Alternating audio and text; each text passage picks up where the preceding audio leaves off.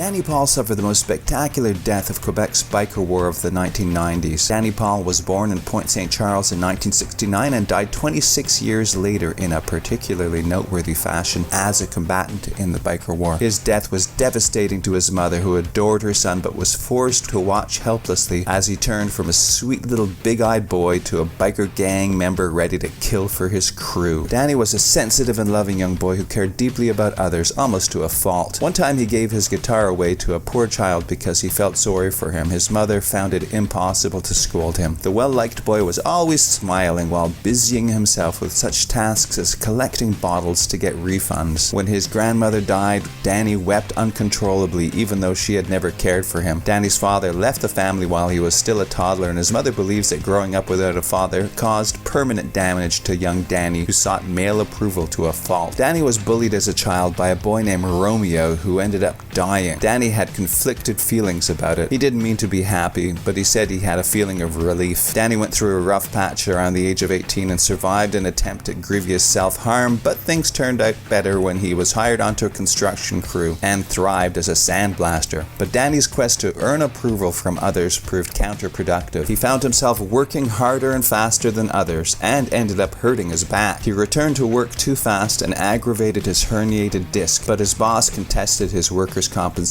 leaving him without any significant income. Danny Paul found himself courted by the Rock Machine biker gang. Danny and many other young men were seduced and indoctrinated into the drug-selling tribe. The top dogs of the biker gang preyed on the young men's quest for belonging and their search for a larger family. Danny Paul's life, like so many others, ended in his futile death as a participant in the biker war. In September 1995, Danny Paul was tasked with the responsibility of delivering a bomb to a rival Hells Angels clubhouse. One of the rival bikers inside the Hells Angels bunker spotted Paul walking towards it. The biker pulled out a gun and shot at Danny Paul, hitting the bomb. The explosive blew up and Danny Paul died immediately. A Hells Angels biker later came out and picked up part of Danny's skeleton and kept it in the clubhouse freezer as a trophy keepsake. Rock Machine leader Salvatore Cazzetta later simply switched over to join the dreaded rival Hells Angels. Danny's mother, Michelle Paul, put pen to paper to analyze her family's spiral in her 2016 book, They Would Never Do That to You.